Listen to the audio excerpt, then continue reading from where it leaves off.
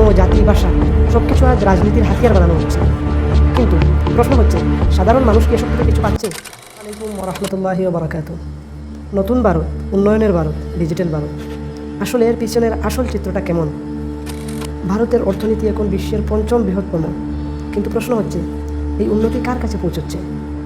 Report বলছে বেকারত্বের হার 8%, অরুণোদয়ের মধ্যে এটি আরও বেশি। অর্থনীতি বাড়ছে কিন্তু সমানভাবে নয়।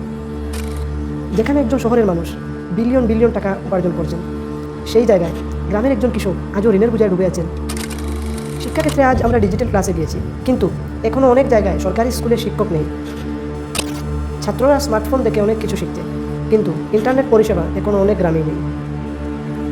একদিকে প্রযুক্তি বাড়ছে, কিন্তু অন্যদিকে মৌলিক শিক্ষা অনেক পিছিয়ে রয়েছে। এই বৈষম্য ভবিষ্যতের জন্য একটি বড় চ্যালেঞ্জ। রাজনীতিতে এখন বিতর্কের চেয়ে বিভাজন দেখা দিয়েছে বেশি। ধর্ম, জাতি, ভাষা সব কিছু আজ রাজনীতির হাতিয়ার বানানো হচ্ছে। কিন্তু প্রশ্ন হচ্ছে, সাধারণ মানুষ কি এসব থেকে কিছু পাচ্ছে? যখন আমাদের একতা উন্নয়ন নিয়ে কথা বলার ছিল, তখন আমরা ফেসবুকে বলছি কে কোন ধর্মের। দিল্লির বায়ু দূষণ এখন বিশ্বের শীর্ষে। জলবায়ু পরিবর্তন গ্রামীণ কৃষিকে মারাত্মকভাবে প্রভাবিত করছে। আমাদের মধ্যে পরিবেশ নিয়ে সচেতনতা খুবই কম দেখা যাচ্ছে। আমরা যদি আজ না জাগে, তবে ভবিষ্যতে উন্নয়নের কোনো অর্থই থাকবে না। ভারতবর্ষ আজ গভীর সন্দিগ্ধ করে দাঁড়িয়ে। আমরা চাইলে একসাথে এগোতে পারি, আর না হলে বিভাজনের পথে পিছিয়ে যাব। কিন্তু প্রশ্ন হলো, আমরা কোন পথ বেছে নেব? এই প্রশ্নের উত্তর আমাদেরই হাতে।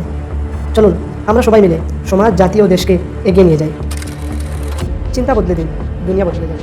যদি এমন বিশ্লেষণমূলক ভিডিও আপনার ভালো লাগে, তাহলে লাইক করুন, শেয়ার করুন এবং সাবস্ক্রাইব করে পাশে থাকুন।